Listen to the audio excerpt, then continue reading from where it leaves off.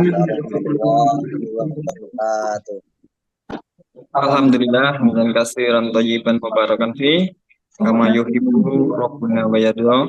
Asyhadu an la ilaha illallah wa asyhadu anna Muhammadan abduhu wa rasuluh. Allahumma sholli ala Muhammad wa ala ali Muhammad amma ba'd. Yang terhormat Kepala SMK Muhammadiyah Watu Kelir, Bapak Tri Rahmidi SPD. Kami hormati Ibu Cahya Dewi SPD, calon guru penggerak angkatan 11 Kabupaten Sukoharjo. Yang kami hormati Bapak Ibu Guru SMK Muhammadiyah Watu Kelir. Yang kami hormati Bapak Ibu Guru MBMK Akuntansi Kabupaten Sukoharjo. Yang kami hormati Bapak Ibu Guru calon guru penggerak angkatan 10 dan 11 Kabupaten Sukoharjo. Yang pertama, marilah kita panjatkan puji syukur kehadirat Allah Subhanahu wa Ta'ala, yang mana pada pagi hari ini kita masih diberikan kesempatan untuk mengikuti diseminasi budaya positif oleh Ibu Cahya Dewi. Kemudian selanjutnya sholawat serta salam kita haturkan kepada junjungan Nabi Agung Muhammad Sallallahu Alaihi Wasallam. Mudah-mudahan kita semua mendapatkan syafaat di yaumul akhir. Amin. Allahumma amin.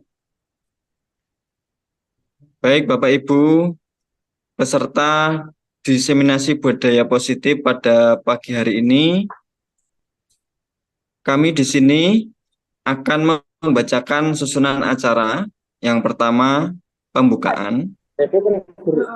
Kemudian yang kedua, sambutan dari Kepala SMK Muhammadiyah Watu Kelir.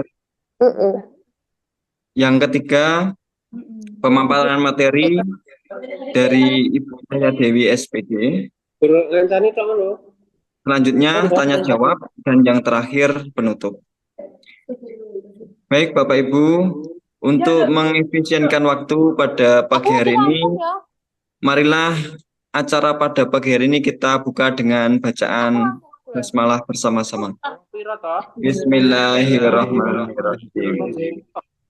Mudah-mudahan dengan bacaan basmalah tadi, acara pada pagi hari ini dapat berjalan dengan Bapak Ibu yang kami hormati, acara selanjutnya yaitu sambutan dari Kepala SMK Muhammadiyah Watu Kelir. Pada yang terhormat Bapak Tri Ramidi SPD, kami persilahkan. Bismillahirrahmanirrahim. Assalamualaikum warahmatullahi wabarakatuh. Ibu Cahya Dewi yang berhormati Kabupaten Sukoharjo, Aku permainan Ibu guru yang tergabung dalam Zoom meeting pagi ini dalam diseminasi budaya positif. Mari sebelumnya kita tidak hentinya untuk mengucap syukur alhamdulillahi rabbil alamin wassalatu wassalamu ala ashabihi wal mursalin wa ala alihi wa ashabihi ajma'in. Asyhadu an la ilaha illallah wa asyhadu anna Muhammadan abduhu wa rasuluh. Allahumma shalli ala Muhammad wa ala ali Muhammad. Puji dan syukur kehadirat Allah atas limpahan rahmat dan karunia-Nya sehingga di pagi ini bisa dipertemukan dalam kondisi sehat dan Zoom meeting dalam keadaan bahagia insyaallah. Salam serta salat semoga senantiasa tercurah limpahkan kepada Rasulullah Muhammad sallallahu alaihi wasallam beserta segenap keluarga, sahabat dan umatnya yang senantiasa dalam menapaki jalan dakwahnya. Bapak Ibu yang hormati, untuk pagi ini saudara kita, teman kita, rekan kita Ibu Cahya Dewi SPD selaku CGP Angkatan 11 Kabupaten Sukoharjo akan melaksanakan kegiatan diseminasi budaya positif. bagaimana nanti yang akan disampaikan oleh Ibu Cahya Dewi kepada kita semuanya untuk melakukan diseminasi, penularan, pengemasan kepada kita semuanya tentang budaya positif itu bisa mengadakan perubahan pada diri kita sendiri, mindset pada diri kita sendiri, bagaimana tentang budaya positif itu. Bagaimana dalam pembelajaran yang kita lakukan sehari-hari, ketemu dengan murid, ketemu dengan siswa, ketemu dengan peserta didik, dengan kurikulum Merdeka ini bisa melayani dengan baik dan mengetahui dari sisi psikologi maupun emosinya. Sehingga anak-anak itu bisa nyaman berada dengan kita, belajar dengan kita, dan senantiasa merindukan kehadiran kita dalam pembelajaran-pembelajaran berikutnya. Kemudian dari diseminasi ini diharapkan kita semuanya bisa mempunyai paradigma baru yang baik tentang bagaimana melihat peserta didik dalam melaksanakan mengikuti pembelajaran yang kita lakukan dengan modal yang telah dia punyai dengan latar belakang yang berbeda-beda, tapi bisa kita sentuh kesadarannya untuk bisa menjadi pelajar yang baik yang nantinya seperti yang diharapkan oleh tujuan nasional adalah mempunyai karakter profil pelajar Pancasila. Nah, khusus lagi untuk kita di SMK Muhammadiyah Watu Glir dan umum dalam Persyaratan Muhammadiyah, bahwa programnya di Dasmen PP Muhammadiyah, selain profil pelajar Pancasila, maka di kita juga ada PPB, profil pelajar berkemajuan. Maka dari itu, Bapak Ibu semuanya, nanti diseminasi yang disampaikan oleh Bu Cahya Dewi, mari kita ikuti dengan sebaik-baiknya, kita gunakan manfaat ini yang efektif mungkin untuk bisa mendapatkan berkahnya, mendapatkan manfaatnya untuk kita semuanya, dan mempunyai andil yang positif tentang perbaikan proses pembelajaran yang kita lakukan bersama dengan anak-anak. Anak-anak tentu sangat akan merasa sangat-sangat nyaman ketika Bapak Ibu guru itu bisa melakukan pendekatan secara psikologis dan emosional. Ya, semoga kita diberikan kemudahan dalam pelaksanaan pagi ini dan bisa menerapkannya dalam proses-proses ke depan selama kita melaksanakan tugas mulia, tugas pembelajaran. Demikian dapat kami sampaikan, semoga kita semuanya diberikan kemudahan untuk melaksanakan tugas ini dan mendapatkan manfaat yang sebesar-besarnya. Demikian, banyak kurangnya mohon maaf. Assalamualaikum warahmatullahi wabarakatuh. Waalaikumsalam warahmatullahi wabarakatuh. Terima kasih kami aturkan kepada Bapak Kepala Sekolah, Bapak Tri Ramidi SPD yang telah memberikan sambutan pada kegiatan pagi hari ini. Baik Bapak Ibu yang kami hormati, acara selanjutnya yaitu pemaparan materi dari calon guru penggerak Angkatan 11. Pada Ibu Cahya Dewi SPD kami persilahkan.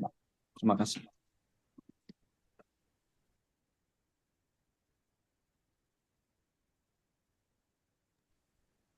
Ya, terima kasih waktu yang telah diberikan oleh Pak Indra.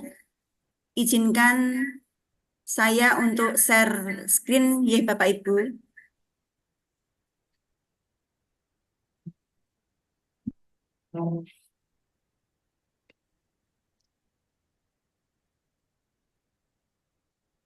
Assalamualaikum warahmatullahi wabarakatuh. Salam dan bahagia Bapak Ibu guru hebat.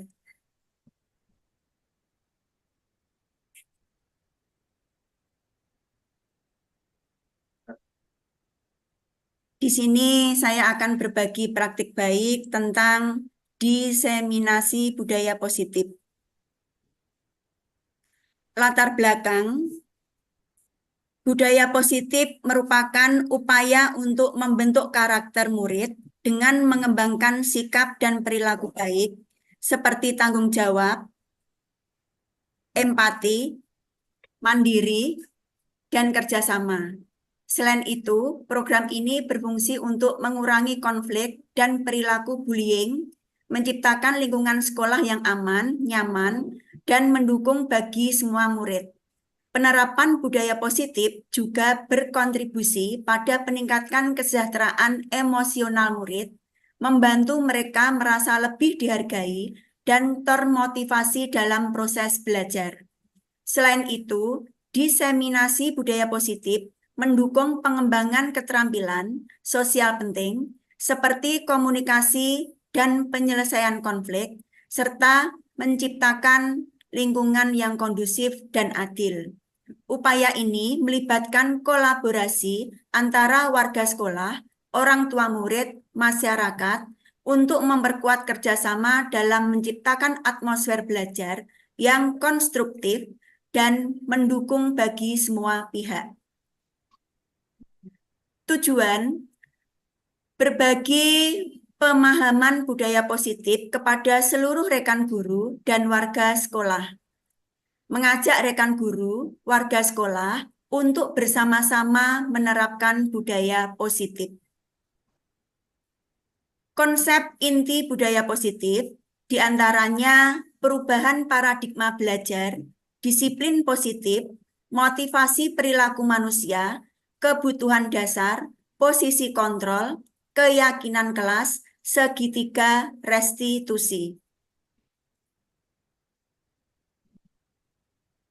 Perubahan paradigma belajar, di sini ada profil pelajar Pancasila, di antaranya beriman bertakwa kepada Tuhan Yang Maha Esa dan berakhlak mulia, kebinekaan global, gotong royong, mandiri, bernalar kritis, dan kreatif.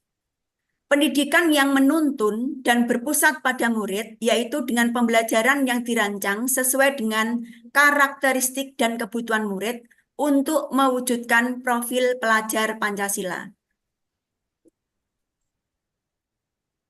Di sini perubahan paradigma stimulus respon kepada pendekatan teori kontrol.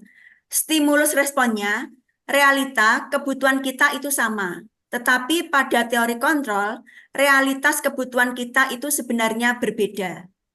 Kemudian semua orang melihat hal yang sama. Pada teori kontrol, setiap orang memiliki gambaran yang berbeda. Stimulus respon, kita mencoba mengubah orang agar berpandangan sama dengan kita. Tetapi di teori kontrolnya, kita berusaha memahami pandangan orang lain tentang dunia. Perilaku buruk dilihat sebagai suatu kesalahan. Teori kontrolnya, semua perilaku itu memiliki tujuan. Orang lain bisa mengontrol saya, itu untuk stimulus responnya. Teori kontrolnya, hanya Anda saja yang bisa mengontrol diri Anda. Saya bisa mengontrol orang lain pada stimulus respon. Teori kontrolnya, Anda tidak bisa untuk mengontrol orang lain.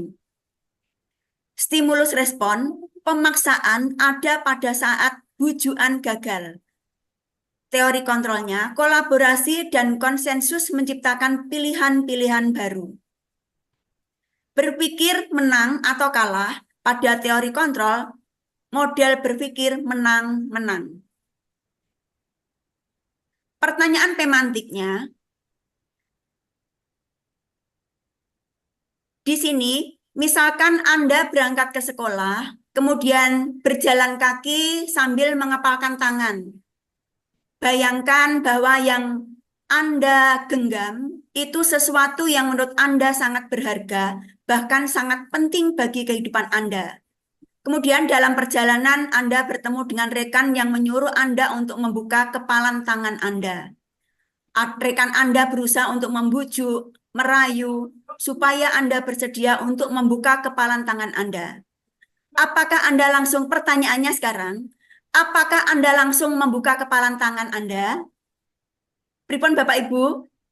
Langsung membuka kepalan tangan tidak? Tidak, Bu. Kenapa tidak, Pak Indra? Ya, karena kan harus apa ya, kan baru pertama itu kan tidak harus percaya dulu, harus ada bukti-bukti atau semacam sudah ada yang pernah dilakukan atau yang pernah kita lihat. Jadi jangan langsung percaya dulu. Itu Bu kira-kira Bu. Oh ya, bagus jawaban dari Pak Indra. Kita lihat selanjutnya, slide selanjutnya. Analisis jawabannya, kemungkinan yang terjadi adalah Pak Indra itu bersedia untuk membuka, Anda bersedia untuk membuka tangan Anda, atau kemungkinan yang kedua, Anda tetap bertahan dengan genggaman Anda. Di sini, apakah Anda bisa dikendalikan oleh rekan Anda untuk membuka kepalan tangan? Siapakah sesungguhnya yang memegang kontrol untuk membuka kepalan tangan Anda? Yang memegang kontrol Anda sendiri atau rekan Anda? Jawabannya tentu Anda sendiri yang memegang kontrol atas kepalan tangan Anda. Membuka atau menutupnya kepalan tangan Anda itu tergantung pada diri Anda masing-masing, sesuai dengan kebutuhan dasar Anda. Disiplin positif. Disiplin berasal dari bahasa Latin disciplina, yang artinya belajar. Disiplin yang dimaksud adalah disiplin diri yang memotivasi internal. Kemudian, disiplin positif adalah menumbuhkan disiplin yang didorong dalam diri murid tanpa hukuman dan hadiah. Tujuan kita adalah menciptakan murid-murid yang memiliki disiplin diri, sehingga mereka bisa berperilaku dengan mengacu pada nilai-nilai kebajikan universal dan memiliki motivasi intrinsik, bukan ekstrinsik. Motivasi perilaku manusia. Di sini ada motivasi eksternal dan motivasi internal. Yang motivasi eksternal itu untuk menghindari ketidaknyamanan atau hukuman. Kemudian yang kedua untuk mendapatkan imbalan atau penghargaan dari orang lain. Jadi untuk motivasi ini ada motivasi eksternal dan motivasi internal Bapak Ibu. Jadi anak dikasih tugas itu ada yang dia termotivasi karena eksternal, karena takut untuk mendapatkan hukuman atau kepingin mendapatkan penghargaan. Itu motivasi eksternal. Kalau motivasi internal itu menjadi orang yang diinginkan, menghargai diri sendiri dengan nilai-nilai yang mereka percaya.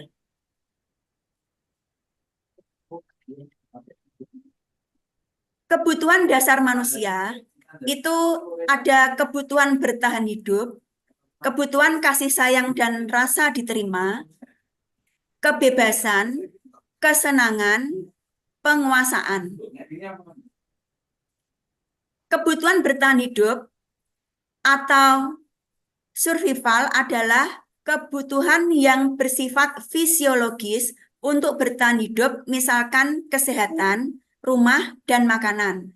Kebutuhan biologis sebagai bagian dari proses reproduksi, termasuk kebutuhan untuk tetap bertahan hidup.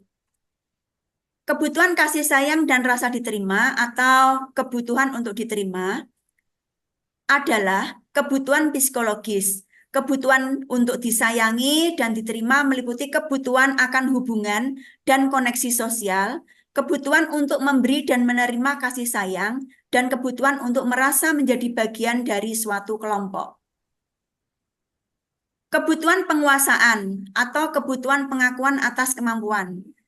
Kebutuhan ini berhubungan dengan kekuasaan, kekuatan untuk mencapai sesuatu, menjadi kompeten, menjadi terampil, diakui atas prestasi dan keterampilan kita, didengarkan dan memiliki rasa harga diri.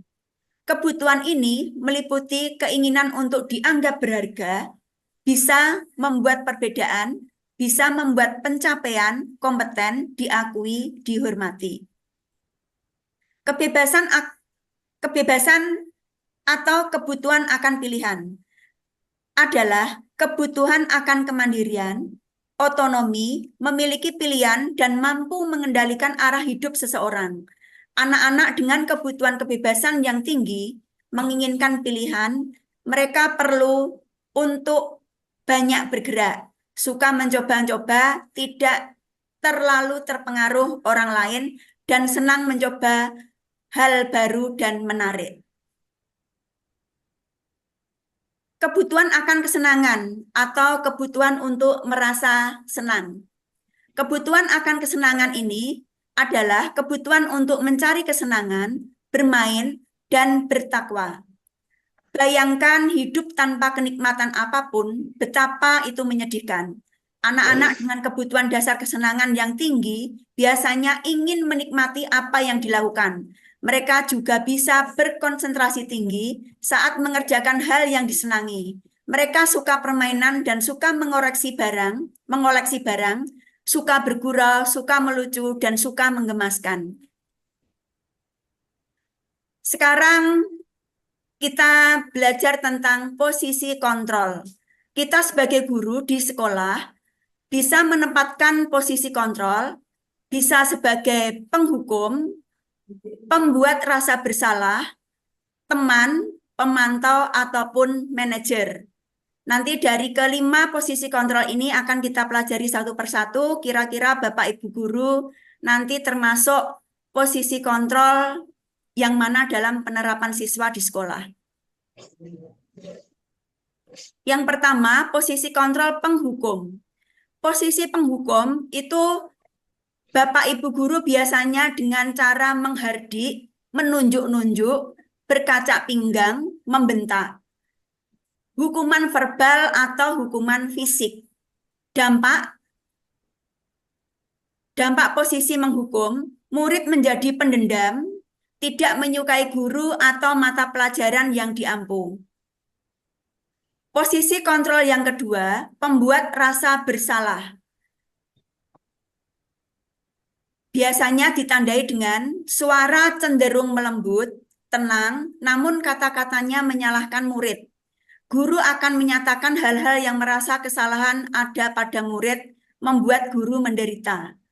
Dampaknya, membuat murid merasa bersalah atau identitas gagal. Kemudian murid menjadi rendah diri dan menarik diri dari lingkungan.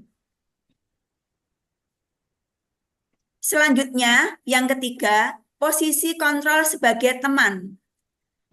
Biasanya untuk posisi kontrol sebagai teman, suara guru akan ramah, cenderung bersenda gurau untuk menghangatkan suasana. Dampaknya, murid akan bergantung pada satu orang atau adanya faktor ketergantungan.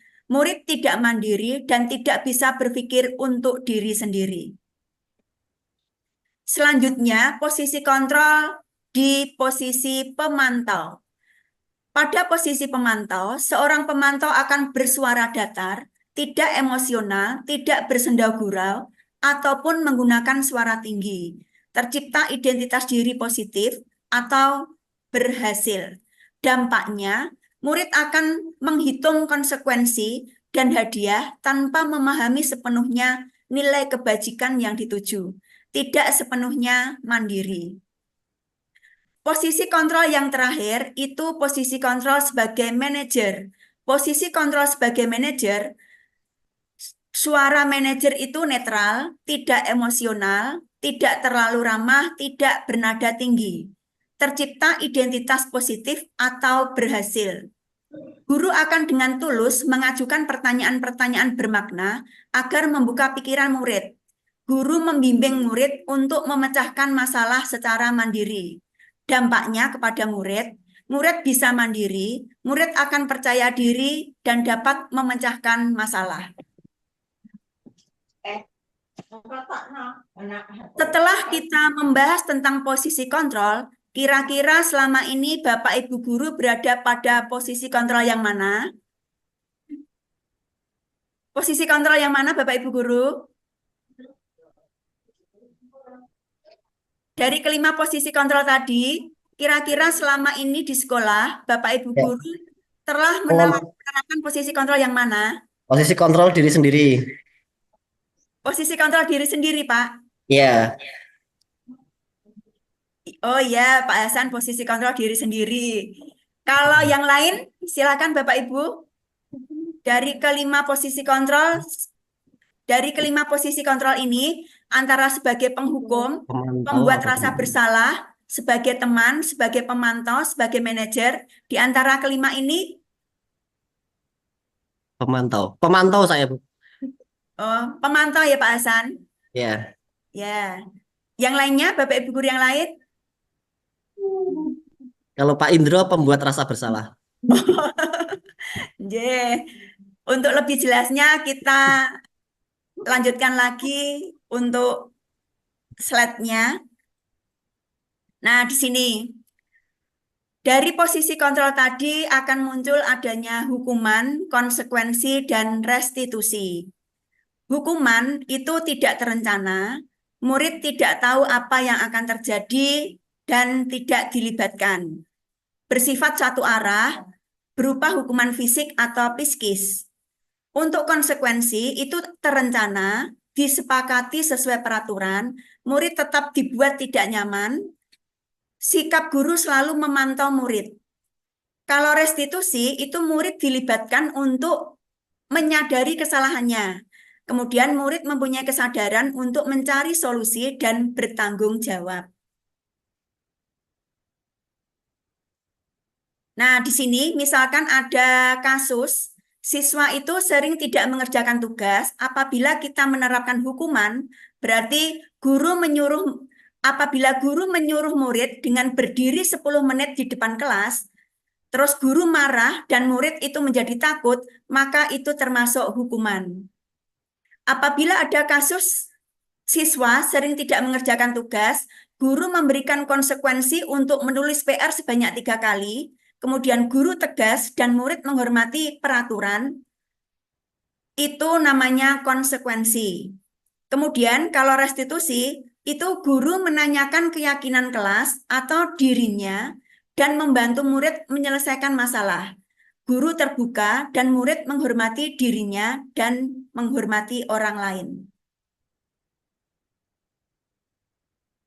Nah, sekarang untuk lebih jelasnya di sini antara hukuman dan atau konsekuensi. Coba Bapak Ibu perhatikan mohon untuk ini ya.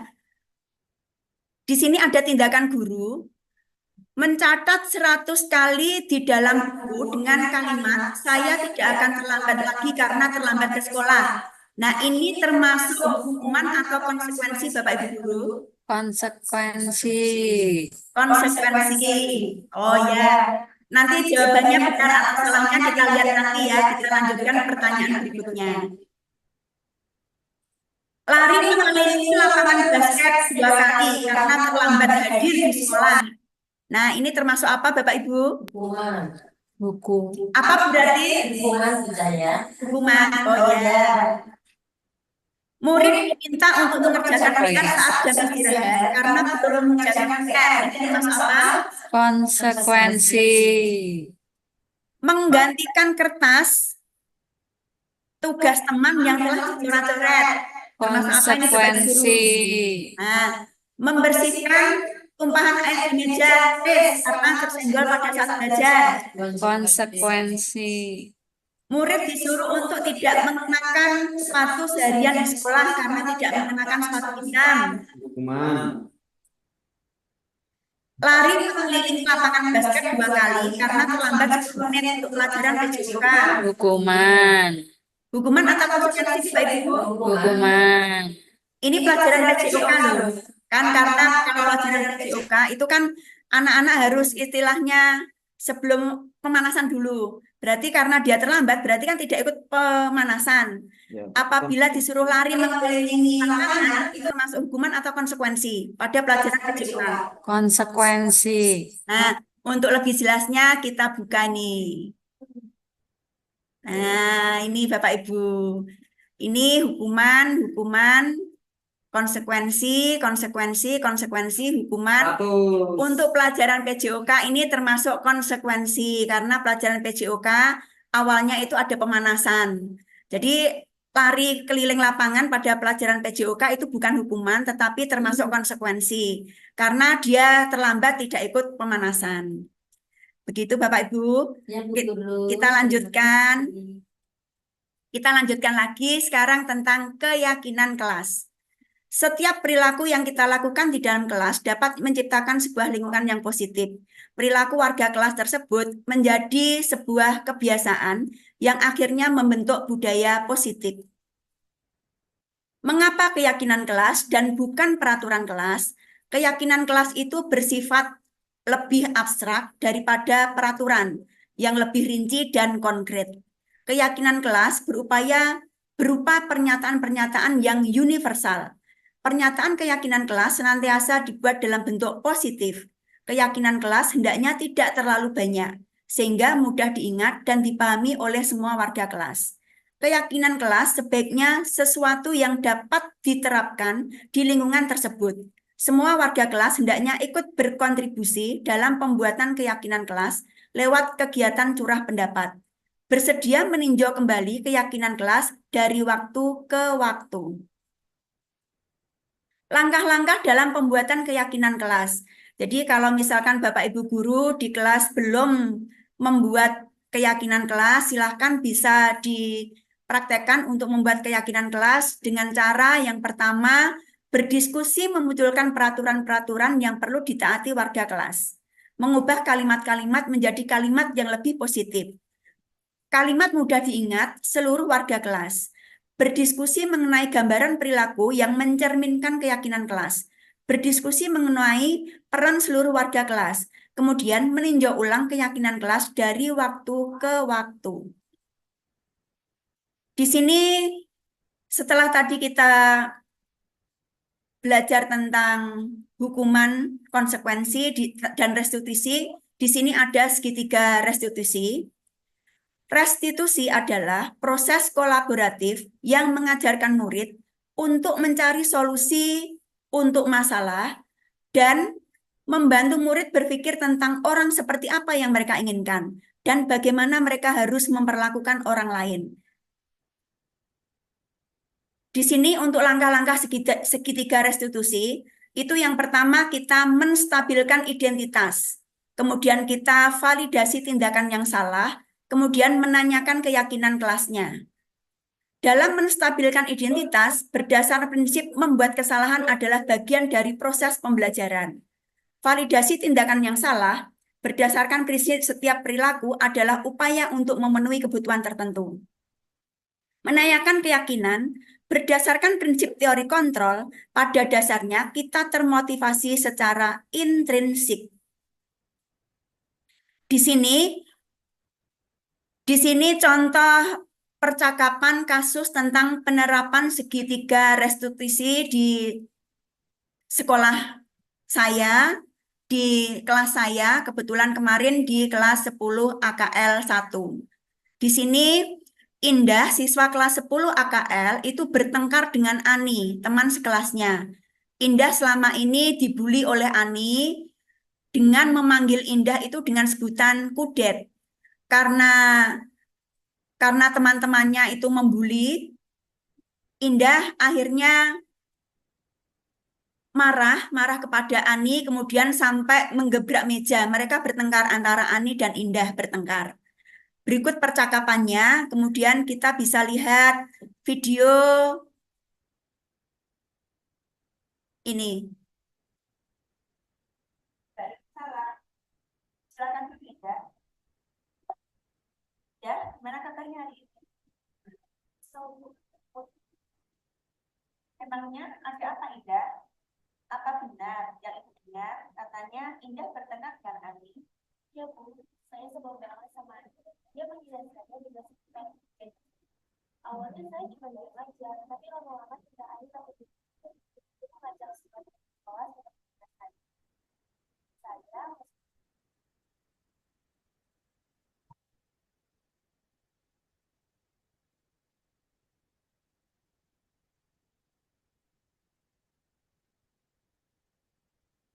Salah. Silakan dulu Indah. Indah, gimana kabarnya hari ini? Memangnya ada apa Indah? Apa benar yang Ibu dengar? Katanya Indah bertengkar dengan Ani.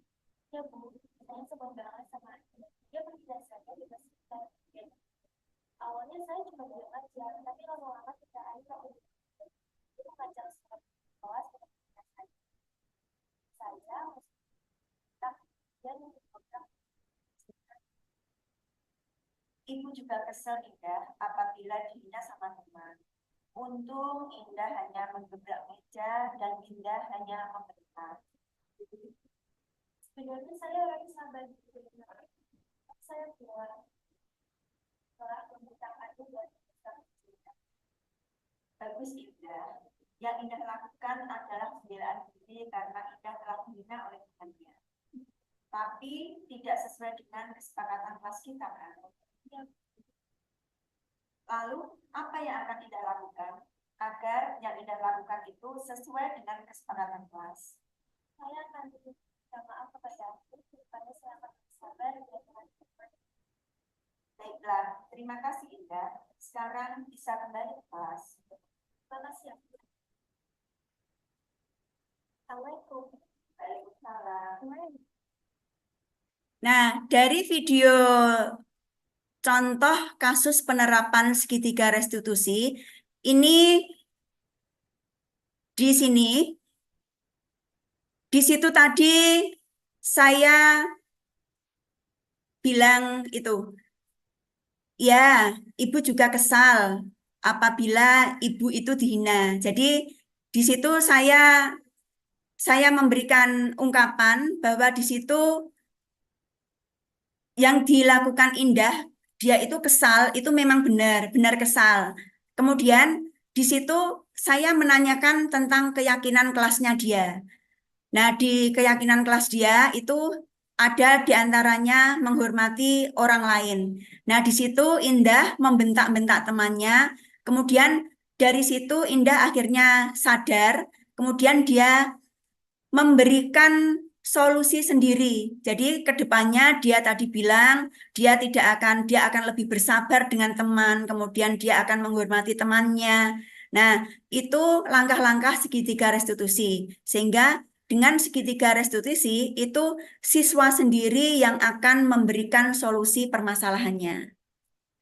Kemudian penutupnya, demikianlah penjelasan upaya-upaya yang dapat dilakukan dalam membangun budaya positif di sekolah, yaitu dengan menerapkan disiplin positif, keyakinan kelas atau sekolah, dan penyelesaian masalah dengan restitusi, serta langkah-langkah segitiga restitusi. Guru harus menempatkan kontrol pada posisi manajer agar bisa menuntun dan berpihak pada siswa sesuai filosofi Ki Hajar Dewantara, agar terwujud profil pelajar Pancasila. Untuk mewujudkan hal ini, membutuhkan proses yang tidak bisa dilakukan dalam waktu singkat.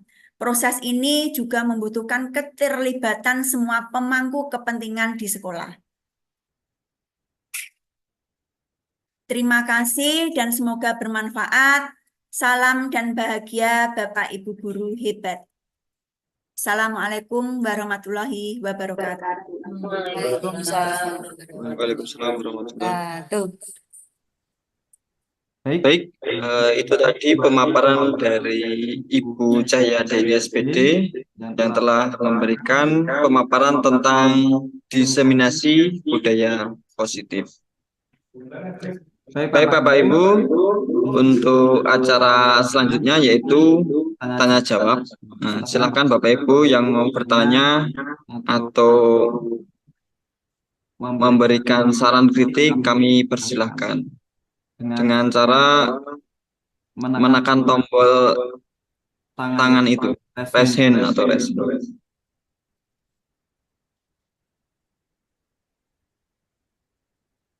Silakan, Bapak Ibu.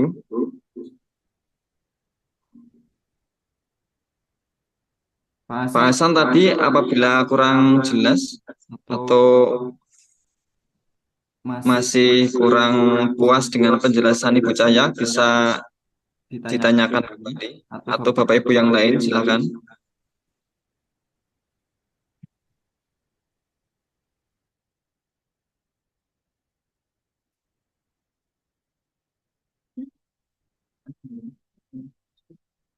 Mas Kus, tanya Mas Kus.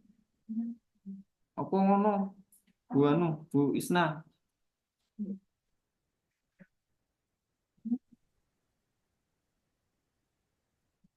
Ini ada yang resen. Apa ya? Oh Oh ya, ya, itu ada ada yang raise hand dari dari Bapak Bapak Hasan. Hasan ya. Ya, silakan Ya, Pak. silakan pada Bapak Hasan, kami persilahkan. Oh ya, eh, terima kasih atas waktunya. Eh, Langsung saja untuk Bu Cahaya, ada beberapa hal yang ingin kami tanyakan terkait dengan eh, des apa desiminasi budaya baik tadi ya, budaya Ya, budaya positif. positif ini. Yang ingin saya tanyakan, bagaimana dari tadi Bu Cahaya menjelaskan tentang penjelasan pengertian tadi tentang budaya positif tadi itu ya, di itu. Itu yang ingin saya tanyakan adalah bagaimana kita sebagai guru itu satu membuat atau karena tadi Bu Cahaya kan bahwa kontrol itu ada yang berapa, ada kontrol itu ada bermacam-macam ya, ada 5, yaitu kontrol sebagai manajer, kemudian kontrol sebagai pemantau, kemudian kontrol diri sebagai teman, dan kemudian kontrol diri sebagai pembuat rasa bersalah dan penghukum. Nah, dalam posisi seperti ini saya ingin bertanya, kita sebagai guru di sekolah, apalagi sekolah SMK yang notabene adalah siswanya itu udah besar-besar ya, sudah mungkin sudah memasuki dewasa kan gitu.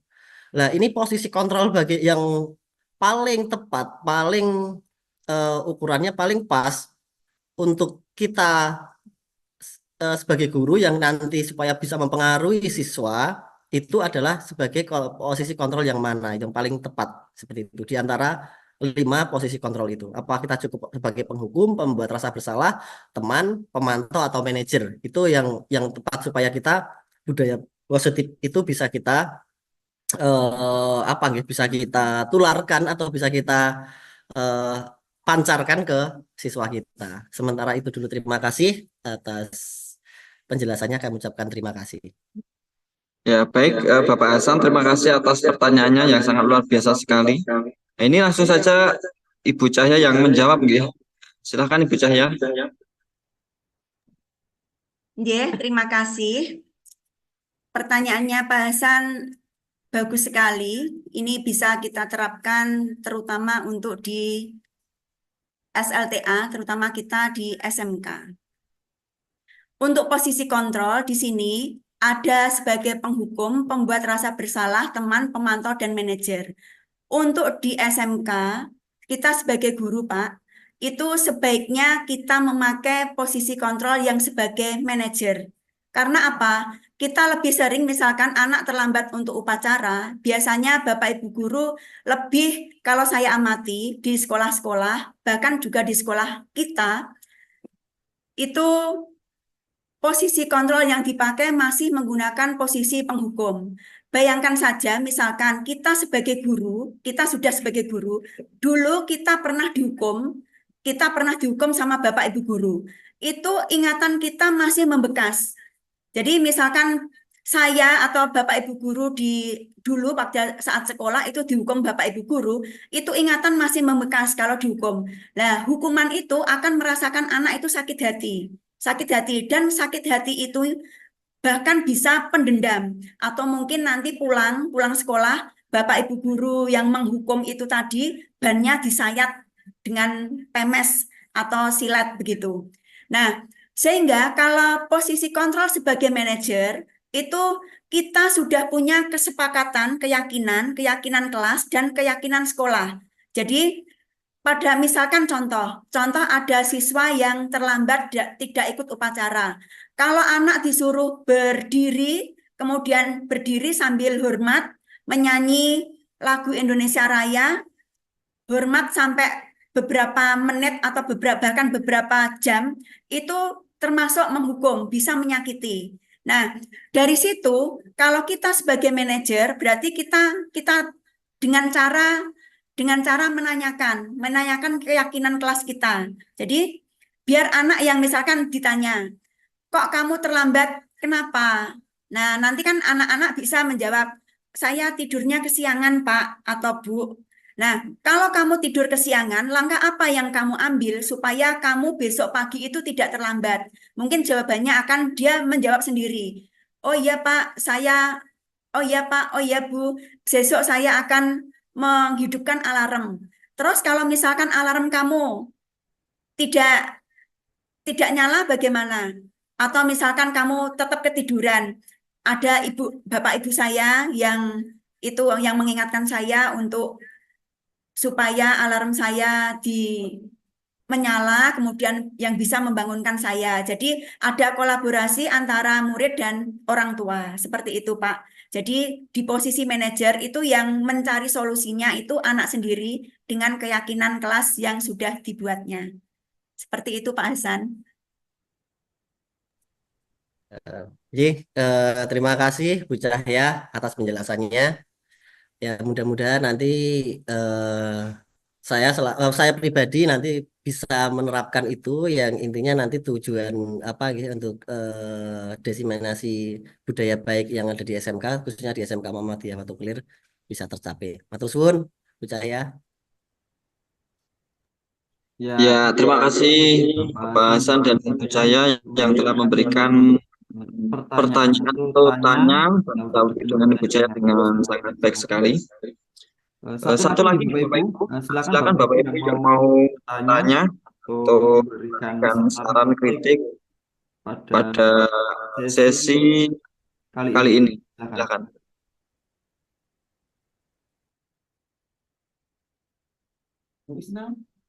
Wisna, tanya. Yus apa?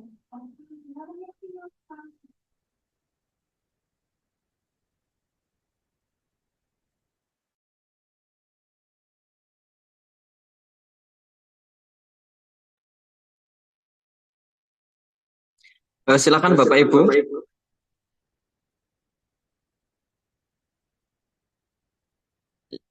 Kalau tidak ada yang bertanya, akan saya pribadi yang akan bertanya kepada Bu Cahya ini. Ya, langsung saja Ibu Cahya. Sejauh ini kan Bu Cahya sudah mengikuti pendidikan guru penggerak. Nah, sebelumnya itu apabila ada anak yang bermasalah dalam pembelajaran Ibu, nah itu yang Ibu lakukan seperti apa? Dan setelah mengikuti pendidikan guru penggerak ini,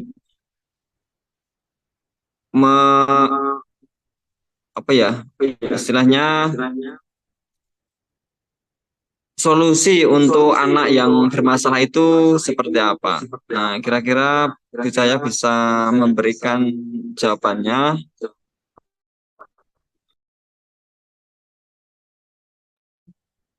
Ya, terima kasih. Pertanyaan Pak Indra bagus sekali.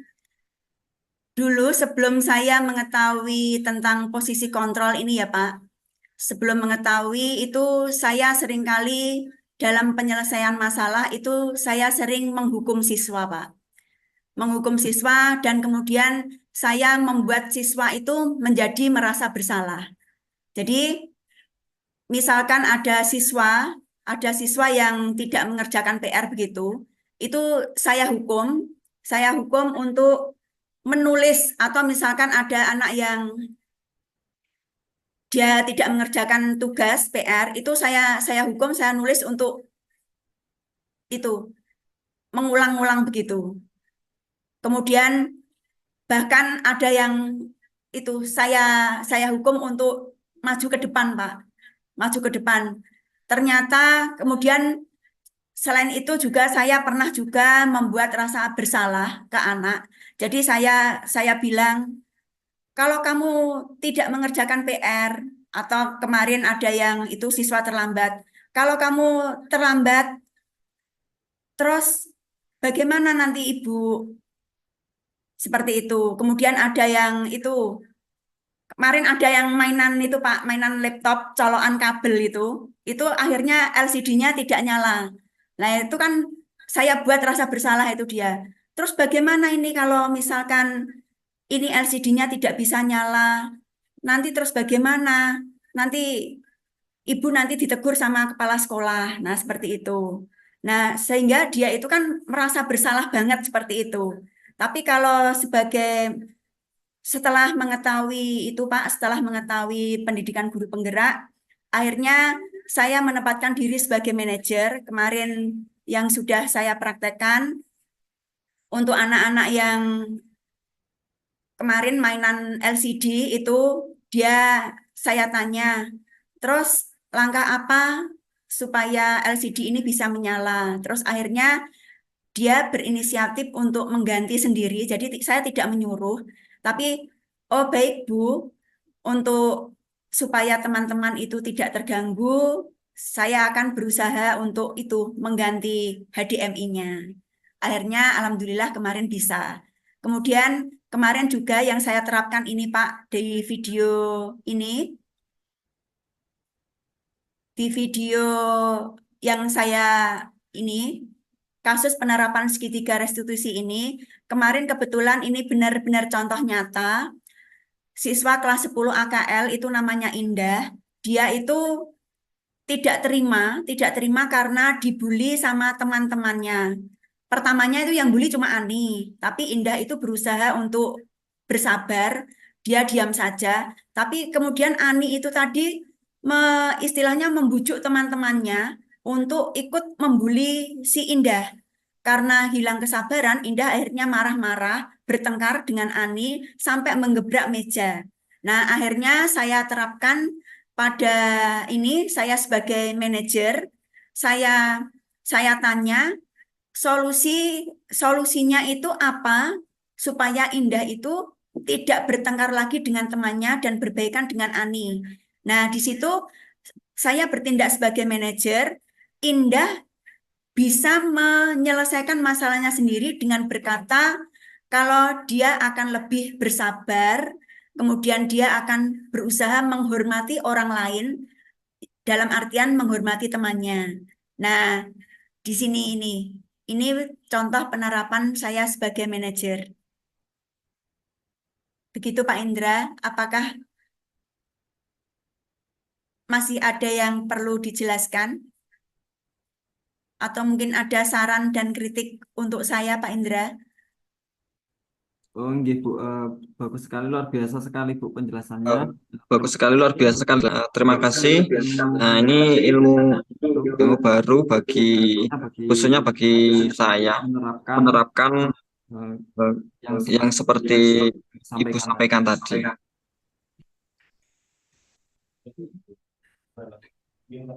Cukup nggih Bapak Ibu? Cukup nggih Bapak Ibu? Untuk selanjutnya.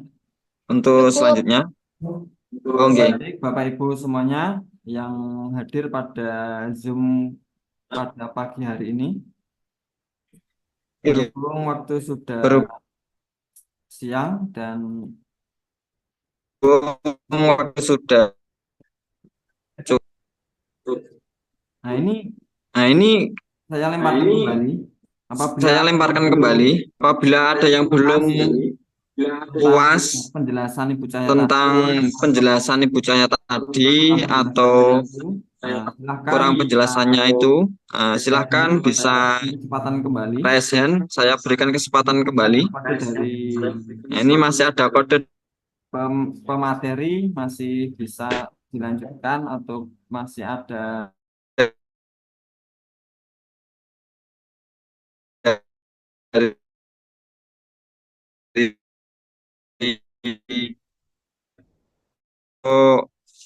menyampaikan unek-uneknya, kami persilahkan.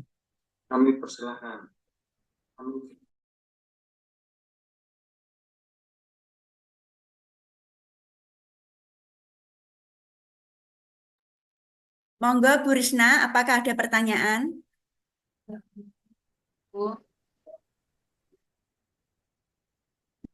Mohon izin bertanya nggih Bu Cahya. Nggih, monggo Bu.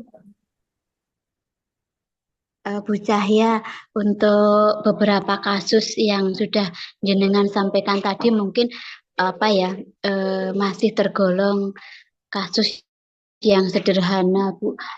Bagaimana dengan kasus yang dampaknya cukup fatal? Seperti saya mendengar berita yang itu loh Bu, di SMK Cawas itu loh Bu, siswi yang meninggal karena tersengat listrik pas hari ulang tahunnya itu loh Bu. Kan ya human error juga ya yang terlibat di situ banyak sekali ya.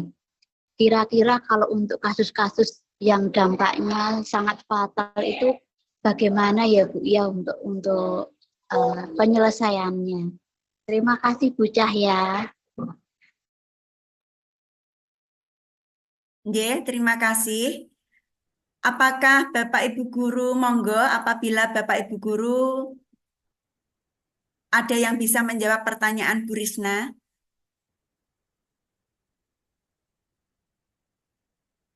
Saya jawab, nanti bisa ditambahin ya Bapak Ibu. Kalau menurut saya, Ya, ini sharing saya. oh ya Bu. Kalau menurut saya, kan untuk posisi kontrol kita di sini ini untuk kasus-kasus yang istilahnya kasus yang sederhana yang kerap sekali timbul di sekolah, misalnya terlambat, tidak mengerjakan tugas. Tetapi kasus di SMA Cawas kemarin itu anak-anak itu jadi yang meninggal itu ulang tahun ceritanya. Dia itu ulang tahun, kemudian teman-temannya itu ingin memberikan kejutan dengan menaburkan tepung di mukanya, kemudian dijeburkan ke sungai. Ke sungai, padahal itu bukan sungai, tapi kolam. Kolam ikan di SMA, kebetulan kolamnya itu ada listriknya untuk mengalirkan air itu, kemudian secara tidak sengaja anaknya itu ternyata tersengat arus listrik, airnya meninggal di tempat. Nah, untuk kasus-kasus seperti ini kita tidak bisa, karena sudah terkaitan dengan hukum, menurut saya, Bu, karena sudah terkait dengan hukum, itu yang memproses berarti pihak yang berwajib. Jadi, masalah-masalah seperti hilang nyawa, kemudian terus untuk SMA, anak-anak SMA, itu kan istilahnya sudah beranjak dewasa, sudah beranjak dewasa, sehingga untuk kasus-kasus seperti itu biasanya itu langsung ke ranah hukum, soalnya terkait dengan orang tua korban, terkait dengan faktor-faktor yang lainnya. Kalau misalkan untuk anak-anak yang posisi kontrol yang 5 ini, yang kita terapkan di sekolah, itu kan yang kasus-kasus sederhana seperti anak terlambat, kemudian tidak mengerjakan tugas, terus bertengkar dengan temannya yang bertengkar misalkan bertengkar dibully seperti itu Bu. Itu kalau menurut saya, monggo misalkan Bapak Ibu Guru, kita sharing-sharing ya untuk kasus-kasus yang berat seperti itu. Misalkan mereka itu gojek, bercanda, tetapi bercanda menceburkan siswa ke kolam ikan, padahal kolam ikannya itu dalam, terus ada arus listriknya, ternyata kesengat arus listrik. Nah, menurut Bapak Ibu, seperti apa ya penyelesaian kasusnya? Monggo. Atau kalau menurut Bu Risna sendiri bagaimana ya Bu?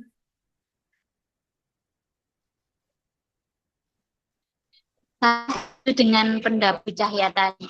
Bahwasanya kalau untuk kasus seperti itu ya gimana ya Bu, nggak bisa kita seorang diri menyelesaikan, nggak bisa ya. Hanya saja yang poin saya itu paling tidak kan anak-anaknya juga trauma kan, yang teman-temannya itu loh trauma. Nah, kira-kira bagaimana ya kita bisa merehabilitasi anak-anak yang mengalami trauma, yang apalagi mereka juga merasa terlibat dalam peristiwa itu.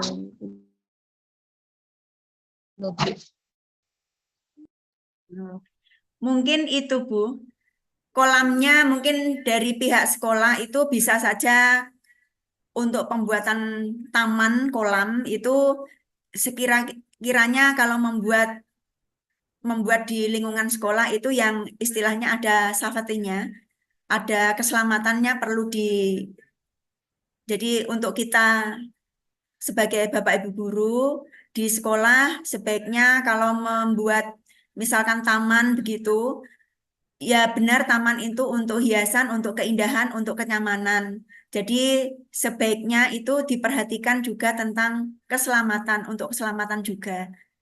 Sehingga mungkin bisa dengan cara kolamnya itu ditutup atau dibuat jangan yang terlalu dalam. Kemudian untuk arus listriknya diperhatikan yang benar begitu. Mungkin bisa seperti itu. Mungkin ada Bapak Ibu guru yang lain yang akan menambahi sharing-sharing tentang kasus yang kemarin itu di SMA Cawas.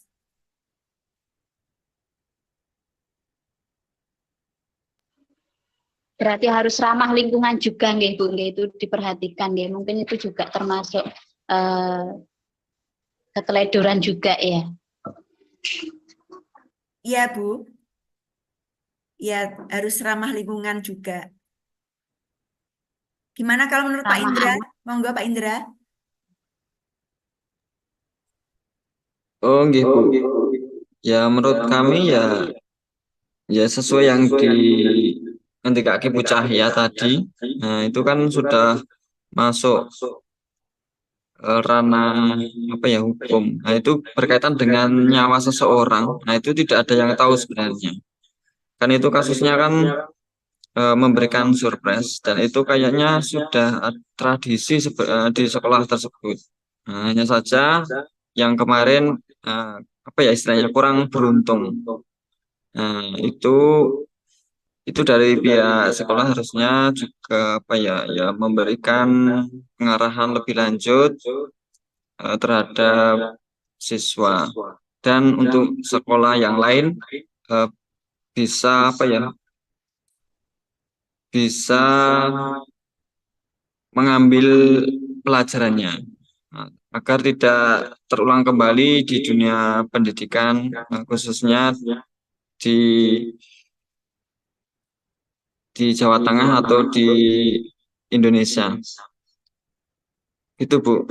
Ya, terima kasih.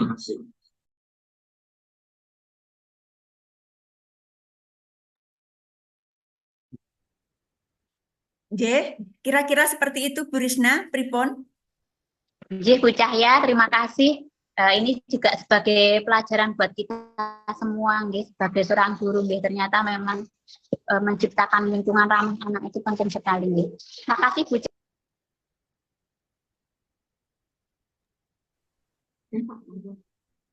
Ya, baik Bapak Ibu. Terima kasih atas pemaparan dan yang Bapak Ibu yang sudah bertanya, memberikan pertanyaan kepada Ibu Cahya. Kami lanjutkan acara berikutnya ya Bapak Ibu.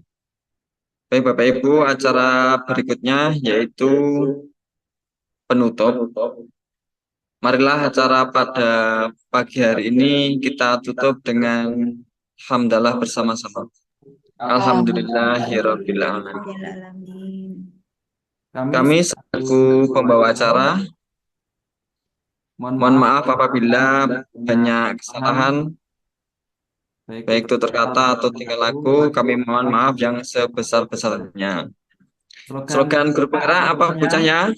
Tergerak, bergerak, dan menggerakkan. Ya, selamat menempuh pendidikan kita, semoga sukses dan lancar, kemudian lulus dengan nilai yang sempurna. Terima kasih Bapak Ibu, kami tutup. Akhirul kalam, billahi taufiq wal hidayah. Assalamualaikum warahmatullahi wabarakatuh. Waalaikumsalam warahmatullahi wabarakatuh.